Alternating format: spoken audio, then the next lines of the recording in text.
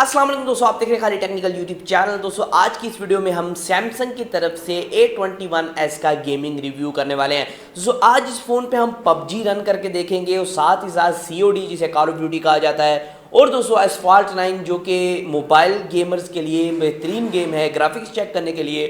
तो आज हम तीनों गेम्स जो कि हाई एंड गेम्स एंड्रॉयड के अंदर बहुत ज़्यादा पॉपुलर हैं, इनको टेस्ट करेंगे और देखेंगे ये मोबाइल फ़ोन कैसा परफॉर्म करता है, कैसी परफॉर्मेंस दे पाता है, कैसे ग्राफिक्स दे पाता है और इसका जो डिस्प्ले है ये कैसे विजुअल्स दे पाता है। तो आज की वीडियो में हम ये भी देखेंगे अगर आप इस पे PUBG वगैरह कोई भी गेम रन कर रहे हैं, इसके FPS तो ड्रॉप हो रहे, कहीं लैग वगैरह तो नहीं आ रहा, कहीं हीट अप तो नहीं हो रहा, मोबाइल गर्म तो नहीं हो रहा।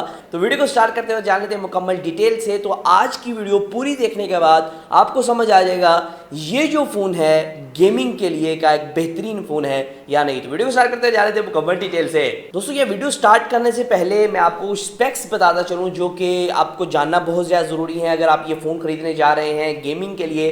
दोस्तों इसके अंदर आपको जो है एक्सयनस की तरफ से 850 का प्रोसेसर देखने को मिलता है जो कि काफ़ी अच्छा प्रोसेसर है, और साथ ही साथ ये 8 नैनोमीटर का प्रोसेसर है और माली का G52 का इसके साथ GPU देखने को मिल जाता है। दोस्तों इस फोन के अंदर आपको 4GB RAM 64GB internal storage आपको देखने को मिलती है जो कि eMMC स्टोरेज है, 5.1 की eMMC स्टोरेज है। दोस्तों यहाँ आपको कोई भी मतलब कि UFS स्टोरेज नहीं देखने को मिलती है। दोस्तों इस फोन के अंदर 5000 mAh की बैटरी देखने को मिलती है जिसकी वजह से फोन थोड़ा सा थिक भी आपको देखने को मिलता है और 15 वाट की फास्ट चार्जिंग भी इन द बॉक्स आपको देखने को मिलती है। दोस्तों ये फोन जो फ्रंट की तरफ इसके यहाँ एक पैनल लगाया गया है, ये 6.5 इंचेस का एक IPS पैनल नहीं है जिसकी वजह से काफ़ी ज़्यादा हेट मिल रही है इस फ़ोन को।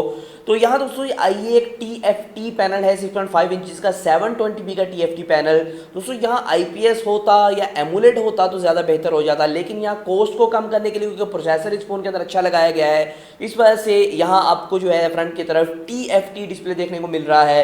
तो यहाँ आप देख सकते हैं कि TFT डिस्प्ले तो फ्रंट की तरफ लगा दिया है कि फ़ोन की परफॉर्मेंस बेहतर हुई है प्रोसेसर लगाने से या नहीं। तो दोस्तों यहाँ पहले हम एस्फाल्ट 9 टेस्ट कर लेते हैं क्योंकि एस्फाल्ट 9 के जो ग्राफिक्स हैं वो बहुत ज़्यादा कमाल और दोस्तों बहुत ज़्यादा हैवी माने जाते हैं एंड्रॉयड के अंदर। तो टेस्ट कर लेते हैं कि एस्फाल्ट 9 हमें कैसा रिजल्ट प्रोवाइड कर रही है। दोस्तों यहाँ हर तरह की चीज़ों में करके टेस्ट कर रहा हूँ कि ऊपर नीचे जाके गाड़ी को घुमा के बूस्ट लगा के कहीं तो थोड़ा सा लैग जाहिर तो नहीं हो रहा और कहीं तो FPS ड्रॉप नहीं हो रहा, लेकिन दोस्तों गेम जो है वो काफ़ी ज़्यादा स्मूथ चल रही है। कुछ फोन्स में गाड़ी को घुमाने से जो है लैग आता है, लेकिन इस फ़ोन के अंदर गाड़ी को घुमाने से या कहीं भी कुछ टर्न वगैरह लेने से कोई भी लैग नहीं आ रहा है।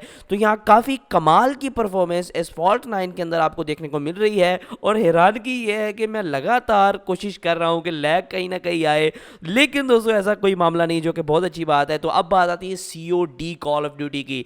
तो कॉल ऑफ ड्यूटी के अंदर इसके ग्राफिक्स को बहुत ज़्यादा अच्छे नहीं थे, लेकिन आप देख सकते हैं TFT पैनल के अंदर हल्की हल्की लाइन्स आपको देखने को मिल रही हैं जो कि कैमरे के अंदर आपको देखने को मिल रही हैं। वैसे अगर आप तवज्जो से देखेंगे स्क्रीन की तरफ तो फिर भी आपको देखने को मिलेंगी, जिसकी वजह सिर्फ TFT पैनल है। तो यहाँ दोस्तों आप देख सकते हैं काफ़ी स्मूथ गेमिंग है, किसी भी किस्म का लैग नहीं है, किसी भी किस्म का ग्राफिकल इशू नहीं है, बस डिस्प्ले का इशू है जो कि आपको वो ग्राफिक्स दिखा नहीं पा रहा है जो प्रोसेसर शो कर रहा है। और आप देख सकते हैं कि आपको काफ़ी कमाल की परफॉर्मेंस देखने को मिल रही है, किसी भी किस्म का थोड़ा सा भी लैग या FPS ड्रॉप आपको इस फ़ोन के अंदर देखने को नहीं मिल रहा है, जो कि बहुत अच्छी बात है। और ये जो प्रोसेसर है दोस्तों 8 नैनोमीटर की टेक्नोलॉजी पे काम कर रहा है, जिसकी वजह से आपको जो है कोई भी ऐसा इशू देखने को नहीं मिल रहा है इस फ़ोन के अंदर, और ये फ़ोन जो है स्मूथली वर्क कर पा रहा है हर एक गेम में। दोस्तों अब बात करते थे PUBG के वाले से। दोस्तों PUBG है बहुत पॉपुलर गेम है, तो इसके वाले से पहले तो ग्राफिक्स चेक कर लेते हैं कौन सी सेटिंग पे चल रहा है। HD पे आप हाई पे चला सकते हैं और HDR का ऑप्शन इसके अंदर अवेलेबल नहीं है, तो सो सैड ये अवेलेबल नहीं है। और यहाँ बैलेंस के ऊपर अल्ट्रा पे चला सकते हैं, स्मूथ और बैलेंस पे अल्ट्रा फ्रेम रेट पे आप इसको चला सकते हैं। यहाँ दोस्तों कलरफुल सेटिंग कर लेता हूँ क्योंकि मैं कलरफुल वगैरह खेलता हूँ, तो इसको ऑन कर लेते हैं और PUBG शुरू कर लेते हैं और देख लेते हैं आपको कैसे ग्राफिक्स इस गेम के अंदर कैसे आपको लैग वगैरह देखने को मिलता है। दोस्तों यहाँ जो है मतलब कि PUBG काफ़ी स्मूथली रन हो रही है, कोई फिलहाल तो लैग नहीं है। और यहाँ एनिमीज़ भी करीब थे तो लैग इतना ज़्यादा नहीं था क्योंकि मैंने एक गेस्ट ID से लॉगिन किया, तो ज़्यादा मतलब कि कोई बहुत अच्छे वाले प्लेयर तो नहीं आने वाले हैं, कुछ ज़्यादा बोर्ड से आएंगे, लेकिन हम चेक करेंगे फिर भी आपको कैसा रिजल्ट प्रोवाइड कर रही है ये गेम। तो यहाँ दोस्तों किसी भी किस्म का लैग नहीं था, कोई भी इस तरह का मामला नहीं था, FPS भी ड्रॉप नहीं हो रहे थे। लेकिन अगेन मैं कहना चाहूँगा डिस्प्ले की क्वालिटी कुछ ज़्यादा बेहतरीन नहीं थी, आपको बहुत ही ज़्यादा कलरफुल चीज़ें नहीं मिल रही हैं, लेकिन ओरिजिनल चीज़ें देखने को मिल रही हैं और हल्की हल्की आप कह सकते हैं ना 720p वाला इफेक्ट तो ज़रूर आ रहा है इस डिस्प्ले के अंदर, लेकिन गेमिंग परफॉर्मेंस तो वाकई दोस्तों कमाल देखने को मिलती है इस फ़ोन के अंदर आपको। दोस्तों आपने देख ली कुछ गेम प्लेस जिससे आपको अंदाजा हो गया होगा कि फ़ोन की परफॉर्मेंस आपको कैसी देखने को मिलती है। कुछ मैं अपना ओपिनियन आपको देता चलूँ, ये जो फ़ोन है काफ़ी कमाल का फ़ोन है, नो डाउट। इसका काफ़ी अच्छा डिज़ाइन है, बेशक प्लास्टिक बिल्ड है, काफ़ी अच्छा डिज़ाइन है दोस्तों। आपको बैक की तरफ फिंगरप्रिंट स्कैनर मिलता है, फ्रंट की तरफ एक मतलब कि आप कह सकते हैं कि सोराख वाली या मोगरी वाली डिस्प्ले वाली आपको स्क्रीन देखने को मिलती है, जिसे पंच होल कहा जाता है इंग्लिश के अंदर। और यहाँ दोस्तों ये जो स्क्रीन है इसका ही मेन इशू है, बाकी परफॉर्मेंस के हवाले से कोई भी मुझे मसला नहीं देखने को मिला। जो स्क्रीन है थोड़ी सी आपको कॉम्प्रोमाइज़ करना पड़ेगा अगर आप परफॉर्मेंस चाहते हैं सैमसंग के अंदर रहते हुए।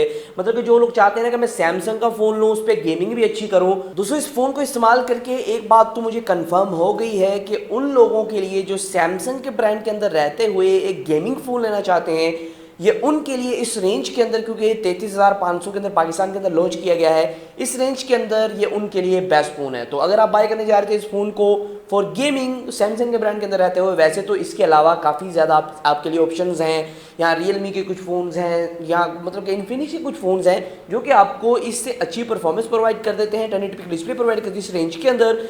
लेकिन दोस्तों यहाँ ये जो फ़ोन है सैमसंग ब्रांड के अंदर, इस रेंज के अंदर आपको बेस्ट परफॉर्मेंस प्रोवाइड कर देगा।